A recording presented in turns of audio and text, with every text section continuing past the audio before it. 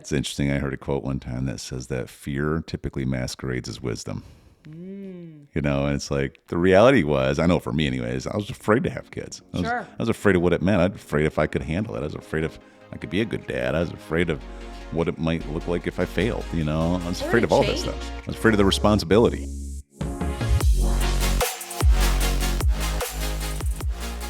Hello, everyone. We are Greg and Jacquie Francis, and welcome to High Performance Parenting, where our passionate goal is to encourage you to raise champion children in a crazy world. Every week, we will bring you multiple episodes from our extensive experience of raising our six happy, healthy, successful, godly kids who are confidently equipped to win big in life. We deeply believe that any parent who is provided with the right knowledge and continual support can raise amazing kids. And when they do, all of our futures get better. If raising up future generations of absolute champions matters to you as much as it does to us, here's how you can contribute.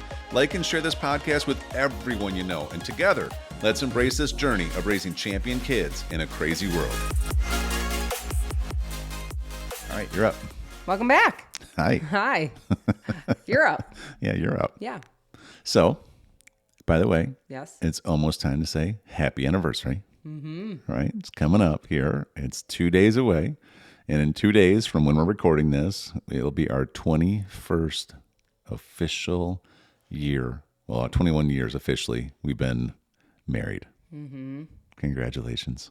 You survived 21 years with me. Well done. Oh. When's my gift getting here? Oh. I always thought you were going to tell me what you got yourself. Oh. Like usual. I figured you'd see the chunk of money out of the account. I didn't have to tell you. Yeah, totally. So I know we started reflecting on this a little bit yesterday. Maybe we can talk about this a little bit because, again, in the spirit of knowing that our kids will be listening to this one day, and we want them to know what was going on in our life at this season, because I always think about flashing forward and they're 10 years older than they are right now, and it doesn't sound like it's that far off, but will we remember? Because in 10 years from now we'll be doing our 31st wedding anniversary. Is that crazy? But what were we thinking and feeling at year 21? Yeah. Here we are. We have amazing family. Our kids are 15 down to 5, and in 10 years, it's going to be 25 down to 15. Whoa. That means we have another driver. Another? More than another. Oh, bummer. You were going to let everybody in between drive? Oh, you're only going to let one kid of the 6 drive? That's what you're I'm thinking? having a hard time. I know you are. I'm having a hard time. Yeah, I know. It's okay. It's going to be all right. She has to hold my hand. Yes. Bella, when she's driving, she can't have both hands on the wheel. She has to My mom needs support. She has to hold your hand, which is crazy. But it's been a good ride. And we started talking last night a little bit about, what were some of the things that we're happy about, or we're proud of, or,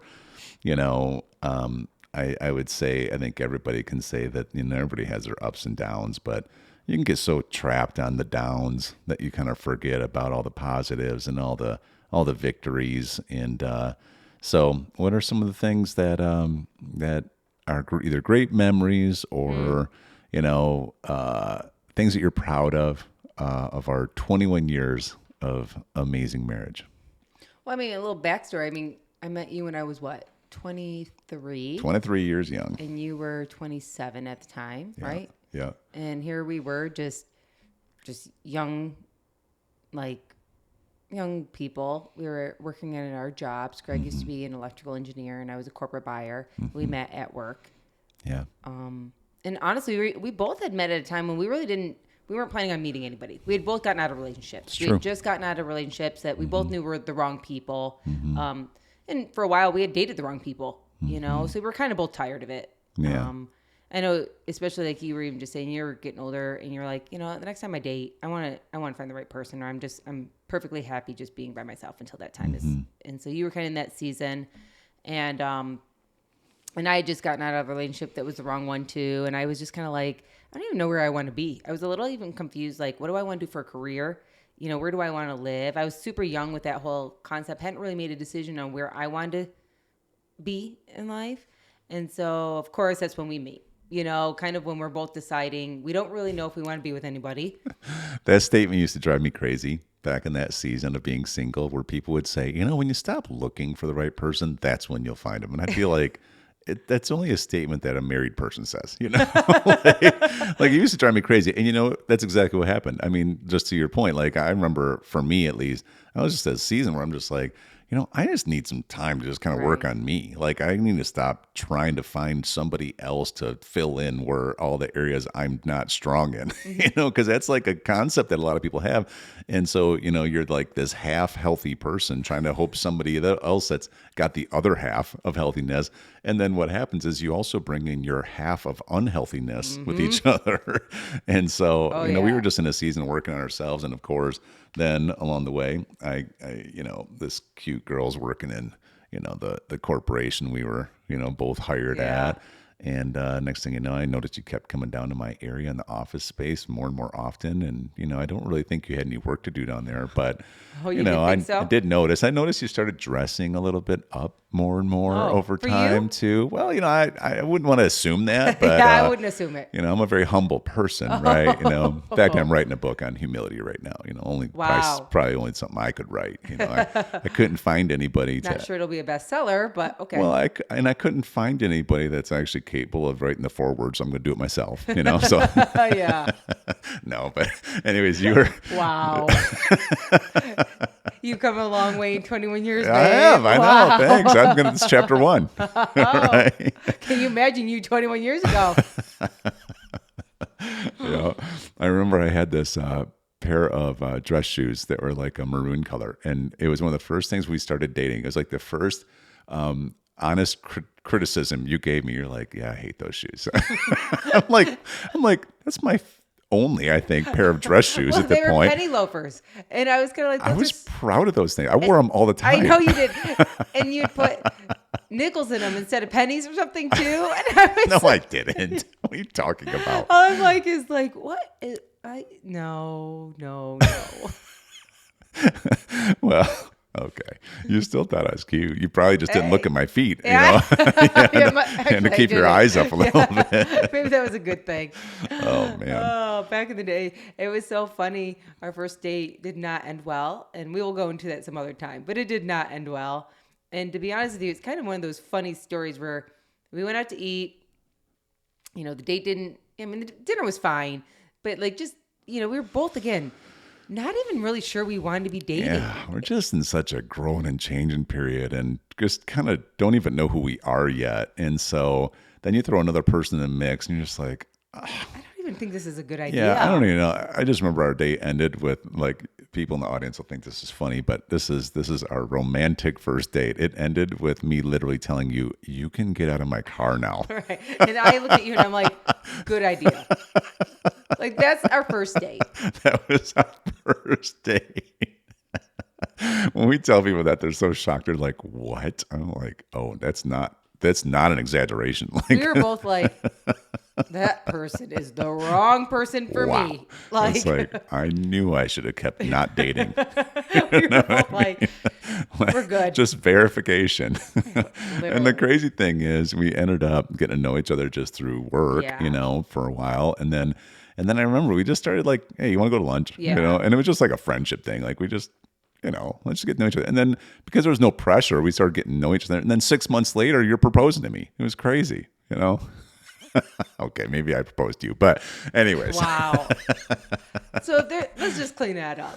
Because if there's any women out there thinking they need to propose to their man, because that freaky deaky stuff would happen. You know what I mean?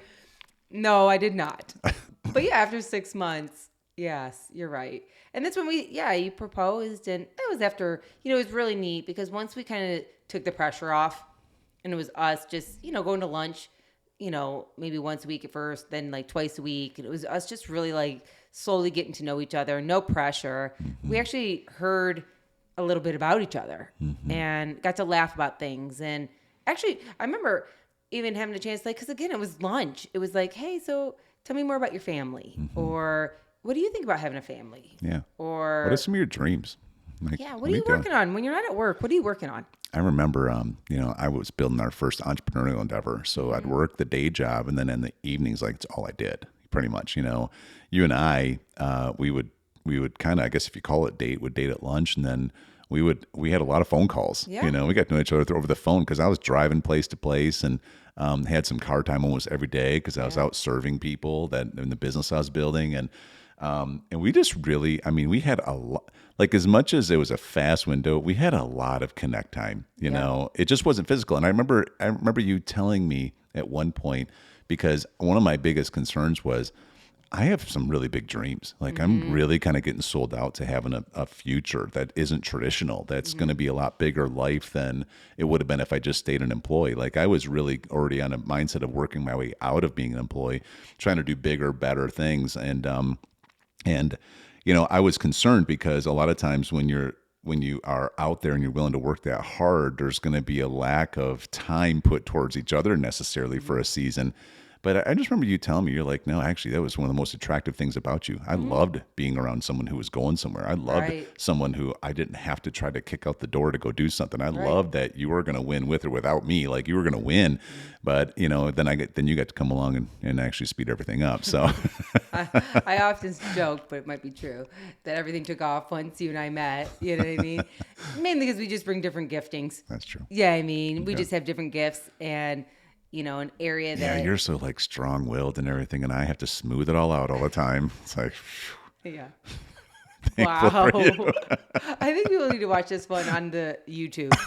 A little plug for our YouTube, because like Greg's expressions right now are priceless, and you can tell if he's telling the truth or not in these stories. Yeah. But I just think like, again, and you know, just to look back, you know, I saw a picture of a cute couple that was probably in their 70s or 80s, like laughing and snuggling and stuff like that. And like the captain pretty much was like, you know, I wonder how many times they had to say, I love you and I'm sorry. You know, and if I can tell you anything, like it's so important, you know, and we're not experts in marriage counseling or anything to that effect. We're learning and growing just like everybody else out there. But gosh, that is so important to remind each other that you love each other and that you forgive each other. And we've just done a lot of that. Yeah. We've done a lot of that. And, you know, when you first get together, you don't always think you're going to need to, right? Like you just assume, well, this is going great. Everything's going to be awesome. And who knows if we actually need to ever apologize? Who fights? Yeah. Right? But, you know, we had even before we got married, of course, because we're strong-willed people, we had a lot of opinions about things. And some of them were actually wrong. You know, when Greg and I first started dating, one of our ideas was we weren't really sure we were ever going to have kids. That was one of our ideas. We were like, you're good with it? Yeah, I'm good with it. You're good with it? I'm good with it. Yeah, you were thinking you're going to do a career path. Like, you know, your dad had followed a career path pretty, you know, strategically, and you thought that'd be kind of your path too. Totally. And you're a driver and a winner, and so you thought you just, you know, put your energy towards like promotions and accomplishment. And you knew that would take a sacrifice to do that. And I was somewhat in the same mindset. I would say I probably just the way that I grew up and seeing examples of relationships not working out and a lot of, you know, dysfunctionality between parents and their kids. And I just remember thinking, I don't really know if it makes sense to do this. You know, it was kind of like, I don't know if it's even fair to bring a kid into this world kind of a mentality. Yeah. And it was off, but it was all I knew at the time. So it's funny, 6 kids later, you know. Greg's trying to talk me into a 7th. I'm like, babe, like at some point, we have got to stop. Now they should watch YouTube and see how high your eyebrows are up on your forehead. They got lost in my hat. Yeah, they did. Yeah. But it just goes to show, I will just tell you, just another plug for things. It goes to show the importance of getting around a good, healthy community. Because at the time, you know, neither one of us really had been around other people that wanted to accomplish what we wanted to accomplish in life and had a successful family. It's true. We really had. That's what... Yeah, we kind of thought from experience, sorry to interrupt you, but we thought from experience that it's either or. Correct. You know, you're going to have either financial success or you're going to have a happy family. But you're not going to have both. And we really didn't want to, you know, at that time, sacrifice, quote unquote, financial success for family success. And, you know, again, sometimes you listen to this stuff and you're like, wow, what a selfish mindset. It was. Yeah. Let's call it what it was. It was very selfish. It didn't feel that way then. No, it kind of felt wise. Yeah, it did. It felt wise. Yeah. You know? And we were just like, yeah. And we both agreed. So we were like, must be the truth. Yeah. You know what I mean? Leave it to us. Our strong person. Yeah, sounds good. It's interesting. I heard a quote one time that says that fear typically masquerades as wisdom. you know, and it's like the reality was, I know for me anyways, I was afraid to have kids. I was afraid of what it meant. I was afraid if I could handle it. I was afraid if I could be a good dad. I was afraid of what it might look like if I failed, you know. I was afraid of all that stuff. You know, I know for me, some of it was like, I was afraid of the responsibility. Yes, of course you had to change like your everyday life, but even just change who you were, because it's super important to make sure that you're, you know, just taking the time to be the best version of yourself and therefore be it for your kids. And so I didn't know if I wanted to do all that changing or be that, you know, knowledgeable in that area or be willing to pour into it all the time. You know, I mean, when you don't have a family, it's really easy to sit there and be like, oh, I can go home and leave this at the door. I can turn this off for a while. But like raising an amazing family like we do, it's not a full-time job. It's like 24/7. Like full-time is, you know, 40 hours a week, you know? Oh, there's overtime and double time for sure. It never turns off. I mean, I'll just say the other day, I woke up, there's 3 kids in the room, one's climbing in bed. Like, I'm like, I thought at least when I'm trying to sleep at this hour, I could, no. Like, and the funny part is, you know, it's, hey, Mom, can I talk to you? Do you need to? You know, like. Right now? Yeah. Where's your dad? He's sleeping. So was I, you know. They're not knocking on your head, you know, with their little fingers. Like, do you just not give good advice at that hour? And I do. No, because they did ask me. They said, "Can we talk?" And be like, "Later."